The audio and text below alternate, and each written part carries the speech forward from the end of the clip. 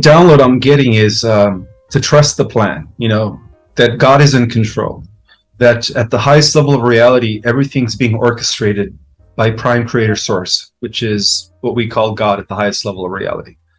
And so everything is in divine planning and divine timing, and we have nothing to worry about.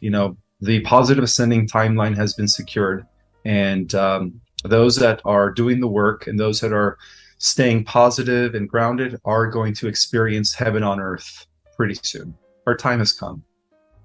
Fantastic. So let's dive into the nitty gritty, because I've got some questions. What I thought today, if it's all right with you, Ismael, is to start off the interview with the questions about what people can be doing themselves and what we mean by doing the work and, staying positive, and then go on to some of the other really fascinating topics that you cover. So one of the things I heard you talking about with one of your other guests that I saw on your Instagram, and I'd really encourage everyone to go and look at your Instagram because there's really good updates on that. All the links are below, is talking about the importance of grounding into your lower chakras. Could you just explain a little bit why that's so important for people? Yeah, because most people in the spiritual community think that it's all about activating and aligning with our higher chakras, forgetting the lower chakras. But that's one of the reasons why we failed in integrating spirit and matter in many, many lifetimes. The whole purpose of being here in the physical is so that we could spiritualize matter, so that we could integrate the higher dimensions with the lower dimensions through the activation of all 12 chakras. And so the bottom chakras, the lower chakras, are as important as the higher chakras. It's part of our, destiny to bring forth this, the higher levels or the light frequencies of the cosmos into the earth, so that we could spiritualize the earth and bring forth a heaven on earth. It all boils down to the idea of having not only a celestial heaven, but also a materialized heaven, a physical world that could also be a heaven-like structure. And so the lower chakras are the ones that ground us into the elements, the earth, the animals, and the different lower kingdoms. Without those lower chakras, we would never experience what it's like to smell a flower, to experience the beauty of a butterfly, to experience dessert like chocolate. That's why we're in the physical. So the physical world is as important as the spiritual world, and the ultimate ascension is the integration of spirit and matter, is bringing down what's above into the below, so that we could have a full anchoring of the full spectrum of light in every aspect of reality, all the way down to the material realms. Yeah, it's so important, isn't it? I've got Indy there and Lola on the floor, and I had the pleasure of meeting Athena before we started, your dog, and she is absolutely stunning. Wow, she looks so fit and healthy as well, which is such a joy to see. So in terms of tips, I know it's not sort of a lesson things, but have you got some suggestions for people about how they can get more in tune with whether their chakras are in balance? There's a lot of techniques. There's different methods that will allow you to integrate and balance all your chakras. Because people fail to forget that we're here to anchor in, the higher realities with the physical, to integrate spirit and matter. And that is why I always stress on the fact that, we have to embrace the lower chakras, because it's all connected, and through meditation, through the different, techniques that are out there, one could actually begin to do that. And to me, that is the ultimate ascension. Ascension was never about becoming less physical and becoming etheric, right? Or non-physical. To me, ascension is integrating, is bringing forth your spirit so that your matter, your body, could become eternal and immortal as well. And that's the true meaning of ascension. And so through meditation, through these different modalities, one could actually begin to do so. And that's what Jesus exemplified, when he ascended. He was able to activate his light body, and he was able to integrate his matter, his body, and now he's immortal. Now he demonstrated immortality. Osiris did the same thing. Many masters in the past have been perfect examples of what it's like to integrate your spirit with your physical body in the process of ascension. And that's what ascension truly is. It's not us going anywhere. It's us staying here and anchoring in the higher, frequencies of heaven on earth into the ground, rooting it into the earth, so that the earth could also become a material, physical paradise. Yeah, really important. And there's so much out there, anyone watching, that you can do to go and investigate themselves. There's loads of different ways to do that. But in all of our interviews, Ismael, we've talked about the importance of doing the work. So even though you sort of say, trust the plan, you always equally talk about the importance of actually doing the work and looking after this physical vessel, because that's the whole point. We're in it at the moment, so we need to look after it as much as possible. Exactly. Yeah, this is the last avatar. This is our final embodiment. This is the vessel that we are going to take into eternity as we become immortalized, when the dormant DNA becomes activated. So it's best to start treating it like your temple. That's why I only eat organic. I only eat fresh, living fruits and vegetables. Lots of superfoods. I even started taking this product called ASEA, ASEA. Oh, did you? Yeah, I do that as well. You can see it's amazing, isn't it? Yeah, there you go. Yeah, absolutely amazing. Yeah. So that's the best thing people could do right now. It's invest in cleaning out their body from detoxing, taking only supplements and products like ASEA that regenerate you, that fix your DNA, that restore your DNA or RNA sequences, so that you could be functioning at a full capacity. Because when you do that, when you start taking care of your body, you actually become more of a channel to the divine. You're able to enter in more of the divine into the presence, into the physical. And that's what I've been doing. And that's why we talk about mind, body, spirit, isn't it? Now, for those people that have got current physical challenges or emotional challenges at the moment, they can still be working at the pace that they're able to work to start to be making step improvements, do you think? Absolutely. Yeah. Even if you're taking baby steps, you're at least doing something. You don't have to go from 0 to 100 overnight. It all starts with just recognizing that your body is a temple, that your body is, the vehicle that allows these divine transmissions to come in through. And by recognizing that, you begin to treat your body a lot better. You begin to stop putting poison in your body, such as alcohol or, drugs or other things. And you see your body as see your body as the temple of God. That's why I always tell people, honor your body. Your body is sacred. And, be careful with who you share your body with also. For those that aren't in a monogamous relationship, understand that whoever you share your body with, there is an exchange of energy. So, be careful with that, because if that person has some sort of spiritual STD or some parasitic attachments to their etheric body, well, through the process of intercourse, you're actually going to, get those. It's like it transfers into your energy field. And so you have to be very careful. You have to honor your body like a living temple. Yeah, I think it's really, really important. And I think a lot of people are realizing that one of the most important things they can do, they say mind, body, spirit, and there's a reason for that. You've got to look after all of those parts of the jigsaw puzzle. Now, you talk often about how I've heard in some of our talks and some of yours with other people as well, about the solar flash and about how it's partly dependent on certain percentage, the 100 monkey sort of rule, certain amount of people on this planet at the moment getting to a certain level of awareness, or what is it that we're looking for a certain percentage of people to get to?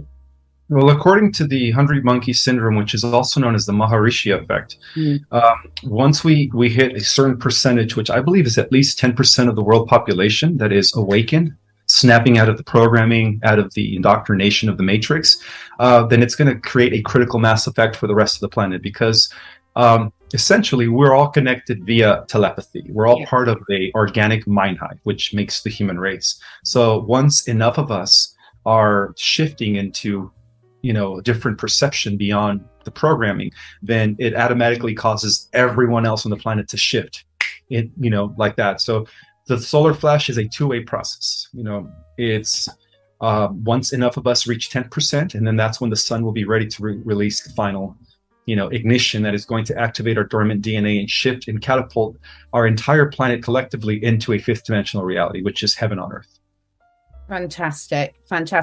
So for people that are, struggling because they're surrounded by people, which we all are, that aren't looking at the world in the same way and aren't awakened to the truth of the sort of stepping out of the matrix, so to speak, I think that's really important, isn't it, for them to realize just how important they keep doing the inner work so that they can not be pulled back down into it. Because all the tools that you're talking about and other people talk about to keep people in a higher vibrational state, so to speak, also the dark side are using those tools to try and bring them back down again.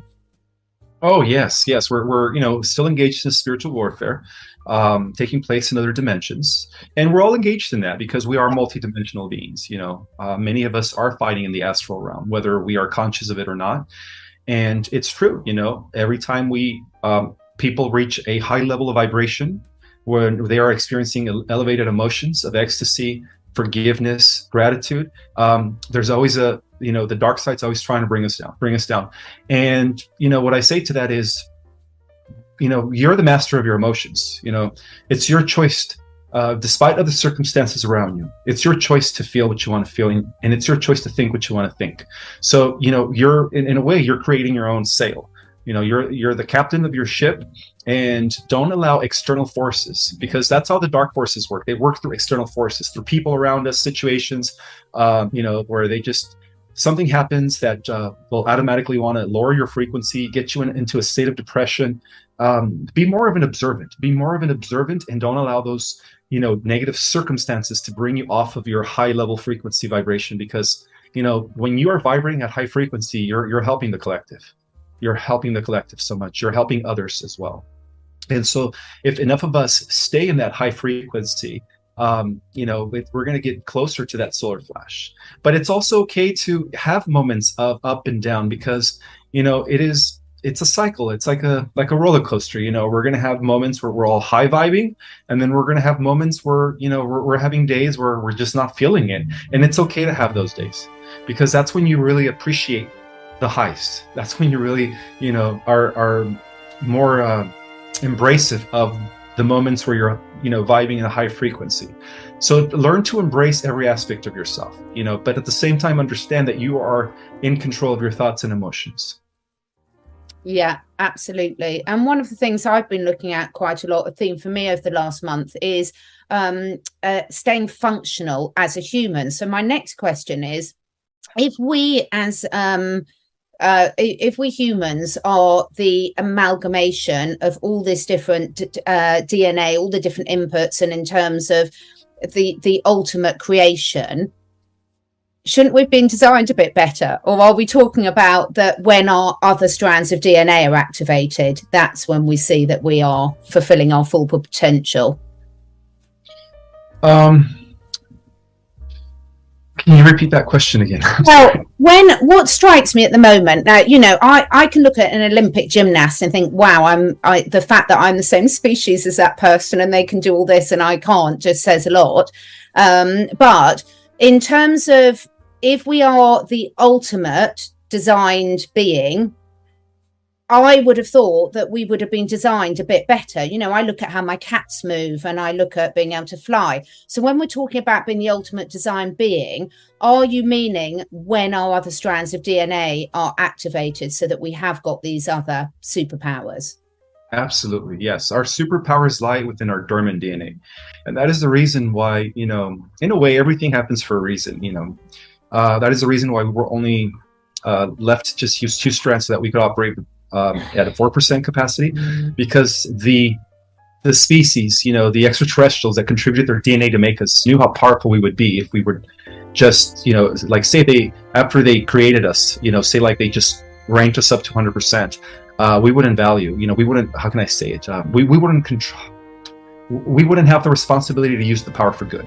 You know? So in a way, it's like we had to experience mortality. We had to experience what it's like to have limitation, non-power, so that we could understand the human condition, so that when our dormant DNA activates and we do develop these superpowers, and all the extraterrestrials know that, and in a way, it's like they're cheering us on because we're the ultimate solution to end the war against this cosmic AI. But at the same time, they're kind of afraid of us, because they know that we're going to reach unlimited power, and so they want to make sure that we use it for good. So that's the reason why we had to go through this downgrade, in order for us to really appreciate and value these powers when they do kick in. It humbles us in a way. And I think that links so nicely back into what you started by saying that if we don't respect the physical vessel and do the best with what we've got now, then how on earth are we going to respect it when we've got all these superpowers? You've got to really, it's like the age old saying, isn't it? You can't, if you're manifesting, you can't wait till you've got that thing to be happy. You've got to be happy and then it will come. Yes, absolutely. My next thing that you were talking about with Michelle Cannon, and I really liked this whole idea of exploring how much are people like you and everyone in our own way, with downloads, how much are we actually creating the new timeline and how much are we sort of remembering or downloading? How much are we creating? Well, we already created it because everything's being controlled by future versions of ourselves. Yeah. So the downloads are actually coming from versions of ourselves in the future, which are already meta, angelic, superhumans, and all we're doing is just fulfilling. We're gathering the information, and we're getting increments at a time. But when the time is right, we're all going to have access to unlimited, infinite intelligence when once our dormant DNA becomes activated. And but yeah, we're co-creating the positive timeline, and we have been for quite some time. And one of the indicators of that is that the collective consciousness of the planet has been rising, especially since 2016. It's been like on an upward rise, where the 17th letter of the alphabet came about. Ever since then, it's been like people are waking up. Before that, nobody really understood who the deep state was or the cabal. And in those that did, they called them conspiracy theorists. So yeah, absolutely. Yeah, no, it's really fascinating, isn't it? And I was speaking to my friend Jay from Spiritual Raw yesterday, and we were saying, well, it's all very well calling it a prison planet, but if it was that bad, they wouldn't have given us dogs, would they? So it's not all that bad, guys. Appreciate. So do you think some of your, I know you've spoken a lot about a lot more of your memories, awareness is coming back. Do you think it's because you've been speaking so much more? Is that speeding up the process? A bit like doing a gratitude journal will shift things energetically in your life quickly? Absolutely. I've also sensed the difference ever since people started reading my book. I've noticed that the collective is shifting. People are becoming more aware of the bigger galactic and cosmic scenario. And to me, that is, beautiful. I feel like I'm fulfilling my mission in raising the collective to this, greater level of understanding our role, where we come from, and our purpose here on the earth. So I definitely been seeing the difference, but it's not just coming from me, it's coming from others as well. Yeah, absolutely. And I think on an individual level, it's really important that people put those practices into place on a daily basis, whether it is a gratitude, whether it's a manifestation, whether it's a vision board or whatever, both for, what do they want their world to look like? Because that takes you away from focusing on the negative, doesn't it? And starts creating that and drawing that into your reality. Absolutely. It's very important that we realize that our perception and our beliefs is what we're going to experience. That's why it's very important that we begin to control our thoughts and our emotions now, because once we enter the fifth dimensional reality, our thoughts are going to be manifesting at the speed of light. We're going to be like natural replicators. Wow. Quite exciting. So one of the questions I've had from quite a few people is this issue of the solar flash versus going through a portal. Can you talk us through a bit more about when this event happens, what that might look for? Have you got some information or had some downloads on what that process will actually involve? Well, the solar flash will trigger the opening up of the portals that will shift the collective into the fifth dimensional Earth, which is Terra, the Terra Earth, or Atlantis is still existing, where Lemuria still is existing. So from a third dimensional perspective, it's going to seem like the continents are rising. But from a fifth dimensional perspective, as we go through the portals, it's almost like Terra is going to be there in its full infrastructure, as if it never fell. And so it works together. There's the 12 meridian time wards, some call them the 12 time capsules, or the stargates that are going to be opening up when the solar flash takes place. And when that happens, the volunteer souls that are here in the millions are going to lead the good people of the earth into the new earth. So it's not like we're going anywhere, because the new Earth is already coexisting simultaneously with this Earth. It's just on a different dimension. So those portals are going to be the gateway to that dimension. When the solar flash takes place, we're going to have the discernment. Not to mention, we're all going to be connected via telepathy. So everyone's going to know their place. Everyone's going to know where to go, what to do. And the only people we're going to be leaving behind are the wicked, because the wicked are not allowed in the new heaven on earth, obviously. Yeah. So surely then the people that have been left behind, surely that will mean there won't be. What I'm trying to imagine is, why would there be any plant life or mineral life or animal life left behind? Because surely all of those won't be there. So I can't even imagine what this left behind would look like. Not that I want to know, really, but does that make sense? I would imagine that, it's not, we've already spoken, the animals are coming with us, don't worry, folks, but surely that means all animals, all plants, etc. Yeah, all animals and all plants are getting a free ride. Yeah. Is that? And we're also going to have extinct species that have gone extinct over the last millions of years. So they're going to all come back. So it's going to be a much better world with much more variety of life. Well, and our planet is also going to be much bigger. It's going to be about 4 times the size as it is now. So some of us are going to go from our current state of height to about 7 to 8 feet tall. So my son's nearly there. So it's already a giant. So that led me on to one of my other questions, actually, about like the extinctions. We talk, or scientists talk, about these previous extinction events. Did they actually happen, or because the animals are there still in this other dimension? Yes, the extinctions did take, like the meteorite that was sent to the Earth to destroy the dinosaurs. Well, that was actually intelligently planned by the Federation, because the dinosaurs were actually a byproduct of the reptoids and the reptilians when they were on the Earth millions of years ago. Yeah, the reptoids have been trying to take over the solar system for millions of years. And so the dinosaurs were their creation. And the dinosaurs went against divine protocol. And so that's why the Federation had to destroy the dinosaur life on the Earth in order for the human population to continue flourishing, because the dinosaurs were back then. Believe it or not, we didn't just have primitives. We had other humanoids. We had galactics that were living on the Earth. Civilizations on the Earth have existed for millions of years, and that's one of the biggest things that many are going to be shocked when the disclosure takes place. And so in order to allow for the human creation to flourish, the good guys had to eliminate the dinosaurs, because the dinosaurs were they were getting in the way of our flourishing. A lot of them were just eating humans, and they were just they were malicious carnivores, as they were programmed by their reptilian creators. But they did have some herbivore dinosaurs as well, didn't they? They had some what? Herbivore. They had some non-meat eating dinosaurs as well. They look really gentle. Yeah, those are the dinosaurs that actually were teleported or transported back into other worlds. Okay, so the good ones are going to be there. Yeah, the good ones are going to be there, but like the T-Rex and the carnivorous ones, no, they were just genetically programmed to be just I guess monstrous creatures by the reptilians, to just wreak havoc and eat humans and other animals, and they're not going to be here anymore. But that's what a T-Rex is. It's a reptilian that will stretch the size of a building, and they did is they pumped all these hormones into them. That's how they got so big. So the dinosaurs were a reptilian experiment on the Earth. I really hope they've kept at least one that they can feed all the people for the tribunals to. Oh, that would be a good one. Yeah, that'd be a good one. Yeah. Okay, so again, lots of questions I've been getting in for you about this whole concept of how does a solar flash or an event work in conjunction with free will?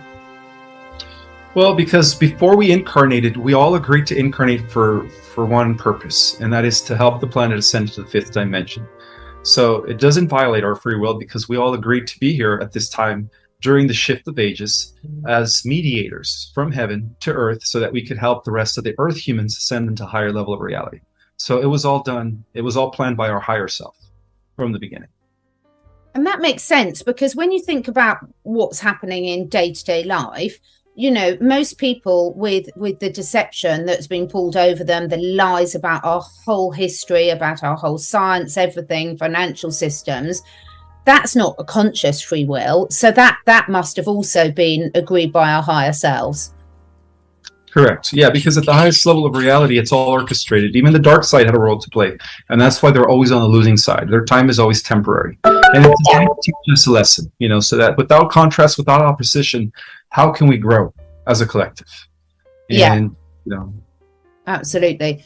So in terms of, obviously, the timelines and things, people get very obsessed about it. But in some respects, it doesn't really matter, does it? Because we just need to be carrying on with doing what they're doing now, because people are very obsessed about, is it going to be within the next 2 years?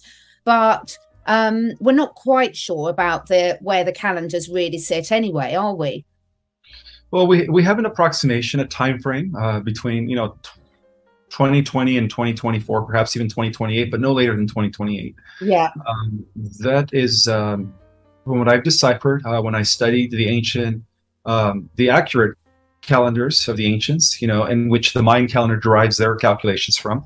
The Mayan calendar was just a remnant of the ancient calendar that could be traceable back to Atlantis.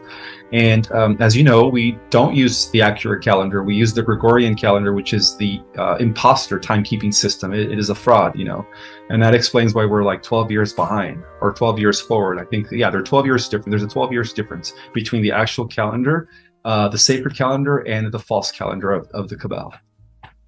Yeah, exactly. Does this come back into, again, this whole myth of being this division, that we are separate from everything else? So doing everything to try and stop us realizing that we are connected to everything. Correct. Yes. We, just like the Earth's ecosystem, we have the same chemical balance that the Earth has within our own bodies. And that's why it's very important to begin to not only treat your body like a temple and only feed it positive, organic, real life food, living foods, but it's also important to begin a communication process with your cells and your glands and your organs, because your cells, your glands, and your organs are also alive at a micro level of reality, So I always tell people it's important to, begin some sort of relationship with your body, communicate with your body. Most people think, well, that's insane. How can I talk to my organs? You should see the difference. Your organs will respond. That's how interconnected we are. 100%. I 100% agree with that. Right, let me look through the other list of questions. In terms of the split, sort of happening things, do you think there's small level splits that are already happening because people are feeling more and more distant from certain people in society? Yes, everyone's going to be going into a different timeline depending on their vibratory frequency. So the shift is already beginning. The splitting of the timeline, or the bifurcation of worlds, it's already happening. And that explains why certain people are, in your life are going away, and then you're attracting certain other people, because those are the people that you're going to be with in the new positive timeline, as opposed to those that don't make the same timeline that you make. So right now, everything is based on vibration.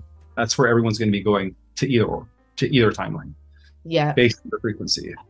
Yeah, it certainly seems to me that definitely the process has happened. You can see that on very different wavelengths. So, one of the things that, again, I've had loads of questions about in lots of different ways. So you've spoken before about how there will be another great battle in 1,000 years.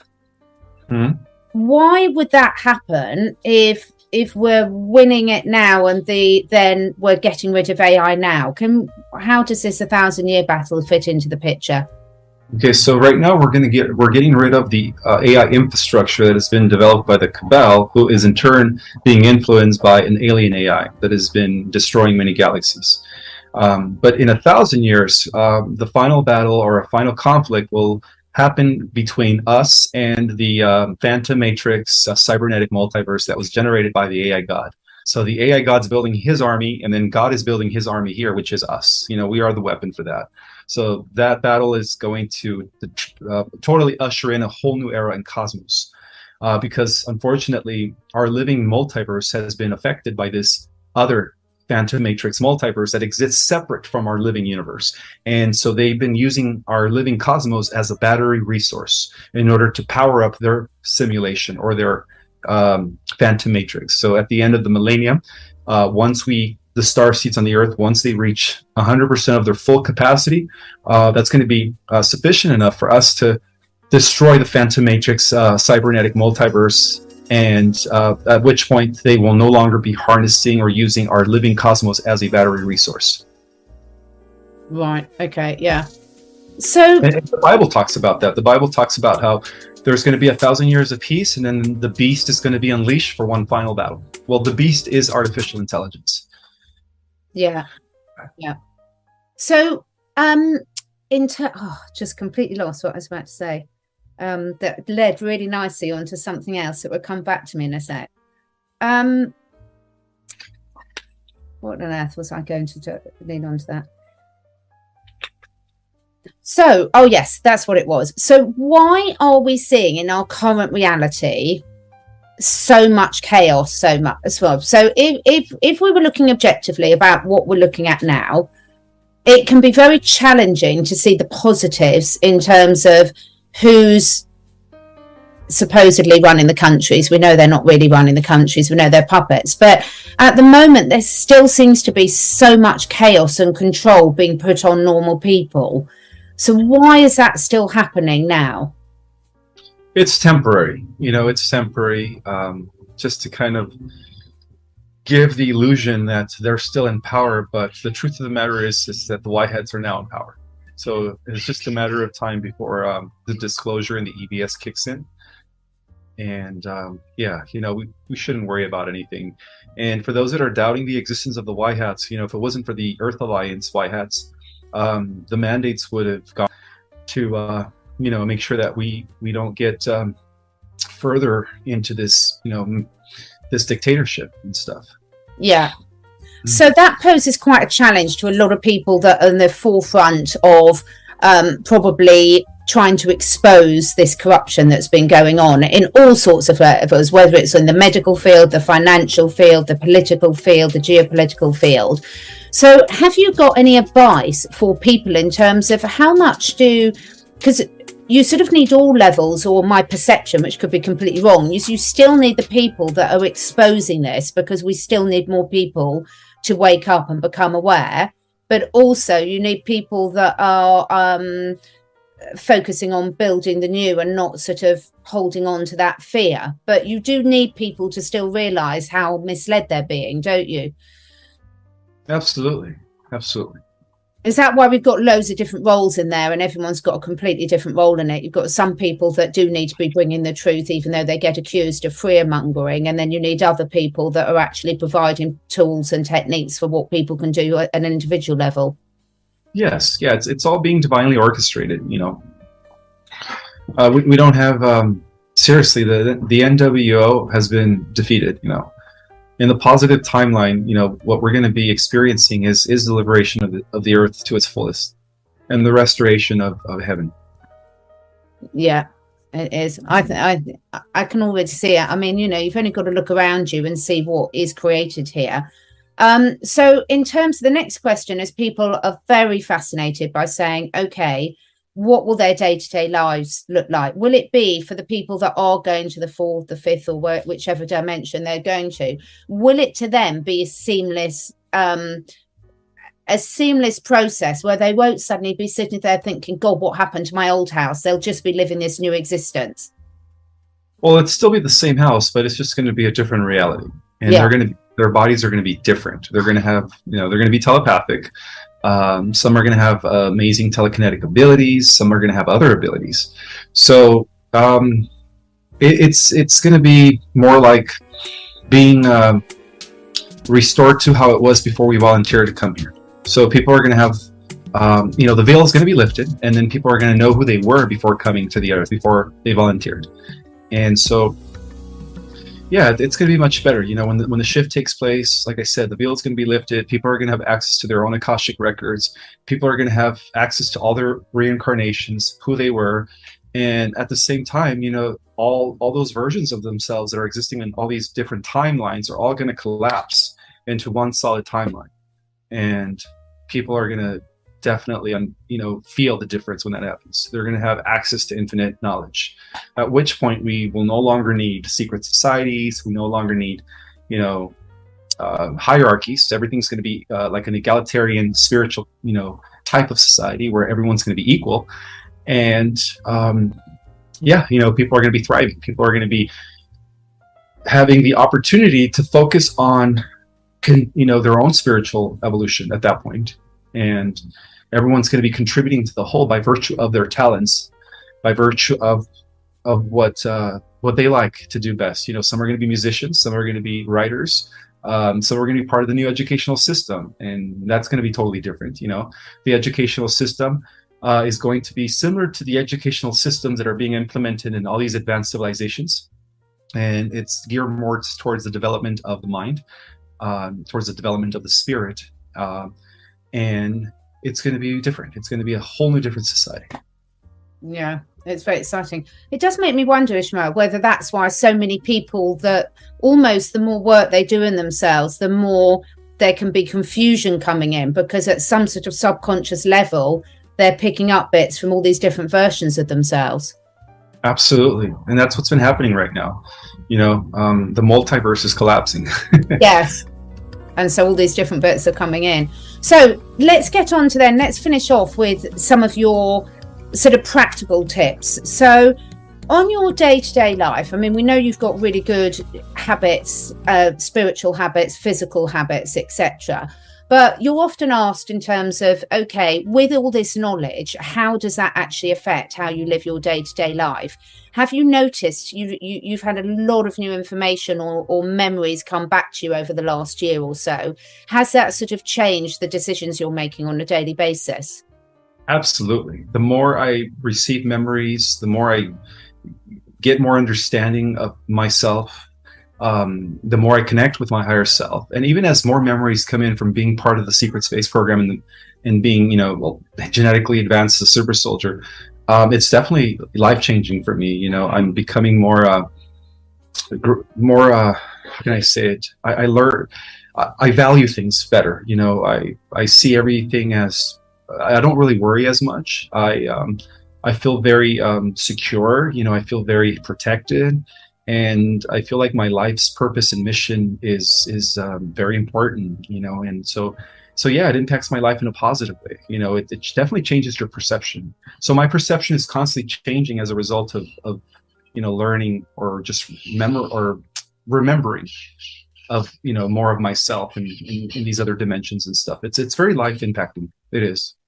It must be. And I'm sure sort of other people that have known you, friends and family that have known you for years, I mean, they must be noticing a huge shift in you as well. They have, people that know me on a personal level, they say that my energy is very, very calm, and they love it, and they can't get enough of it, And so, they try to talk to me as much as they can. They want to hang out with me more. I've noticed that too. So I'm very limited with my time. I just can't go out and hang out with everyone that wants to hang out with me. But I do notice that I become more, my energy becomes more attractive. I notice that people are just drawn to me. Yeah.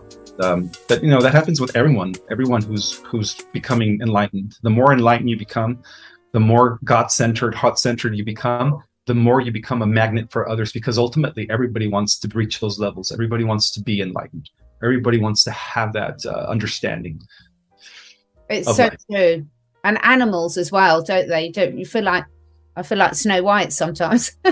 Oh yeah, animals and kids. I notice toddlers are very attracted to me. They're always staring at me. If I'm at a grocery store, they just stare at me. I even had an incident where a 2-year-old girl, I was sitting at a restaurant waiting for my food. I had just ordered it, and she was just looking at me, and she was like trying to talk to me. She was actually communicating with me telepathically, and I knew she was a star child. I knew she was indigo because I was feeling her thoughts. And she just went up to me and just grabbed my leg like a tree trunk and just hugged me like this, and just wouldn't let go. And her poor mother was like, "Oh, I'm so sorry, mister. She's never done that. She's never just, run up to a stranger and hugged her leg. I don't know what's going on with her. I apologize." And I said, "Ma'am, it's okay. Don't worry about it. It's all good." That's amazing, isn't it? It is absolutely amazing. So Oh, I think it's fantastic. I mean, I can see so many shifts in people around me as well. I hope they're noticing it in me as well. And I Well, think, glowing. pardon? You're radiating. Your aura is just full of light. Oh, thank you. Thank you. Well, it was really weird, as you know, because we had to reschedule. I had a sickness bug, but it was really weird. It felt like I really needed to sort of purge out all the old, and energetically, I feel so much better now on the other side of it. So sometimes your physical body gives you a helping hand to help out your emotional and spiritual body as well. Have you got any spaces left this year for any of your courses? I think I might still have some spaces left in my December class, but they're filling up quick. Yeah. So for everybody that's taken my courses from June to August, I'm almost done with my third course in August.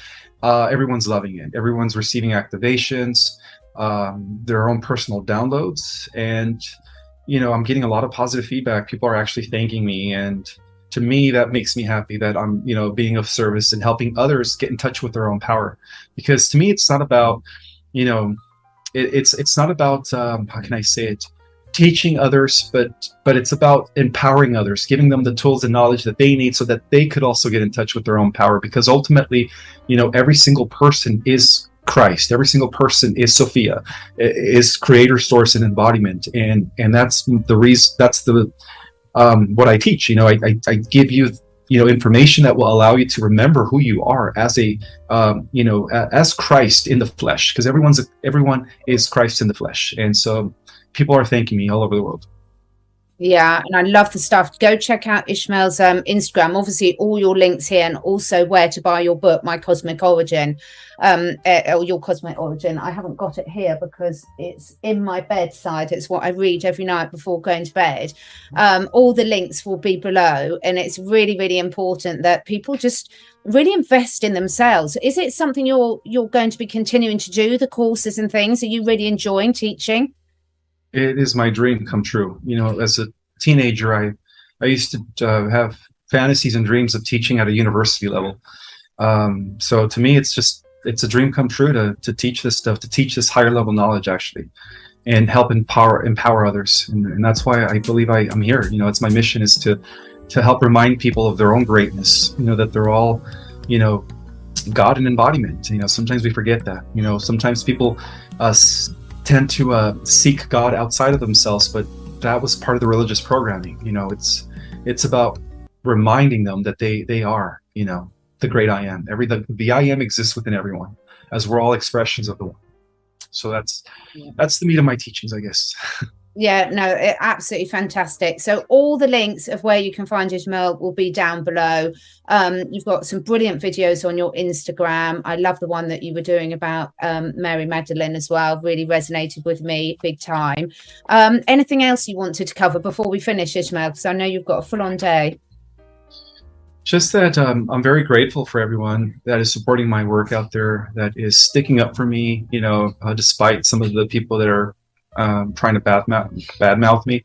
And yeah, I just want everybody to know that I love them, and that I hope to one day in the near future, when the ascension takes place, I'm excited to work with you guys and meet every single one of you guys in the physical as well.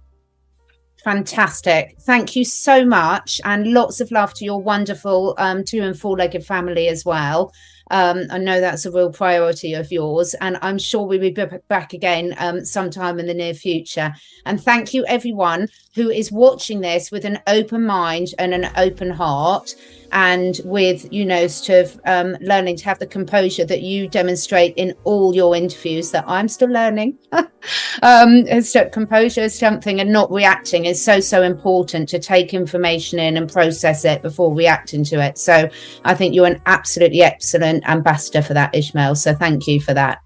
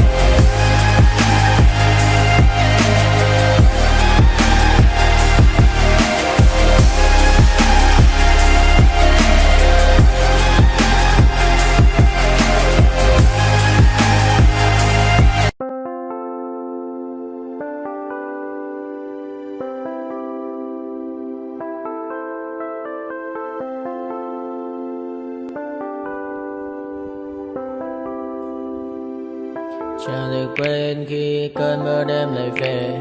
Em nơi quên lời thề và ta như đông chìm sâu, không còn mơ em anh nhạt màu. Em chỉ cần mơ đâu bye bye. Chỉ còn là những cơn mưa vô giá cho bên mơ em không mơ anh. Anh một đêm mơ chỉ cần bên em không được còn nhớ và chỉ có em không còn nhớ và người ta bên nhau như là tớ. Muốn nhớ về say em chỉ có mấy em ở đây và anh như muốn chết đi nhưng không muốn em mơ mày. Tình yêu làm cho ta đau đầu không em như nằm mơ mộng. Anh như đang mong cầu và mưa bên em ngủ sầu. Chào các bạn mai em mơ chỉ có bên em nhưng là khó mơ. Mà đã ra em muốn bên ai anh không mong gì hơn, chỉ mong em sẽ ở đây ôm anh thật gần. Anh chỉ mong đôi ta được có nhau mà đừng em đâu anh mơ em. Một đêm bên anh có em ta sẽ trao nhau môi hôn thật sâu ôm anh.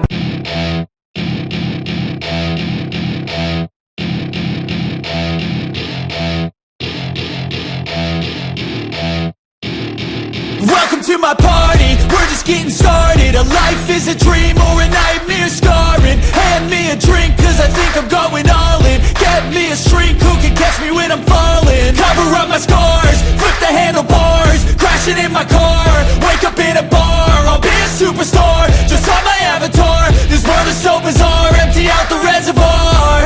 Yeah, I'm taking 6 shots, yeah, straight to the face. And I wanna get lost, I'm sick of this place. Don't know how to stop when I'm feeling this way. So I'm taking 6 shots till I'm feeling okay. I think I'm going crazy, don't think I'll get home safe. So I'm taking 6 shots, all straight to the face. I'm taking 6 shots, are you coming with me?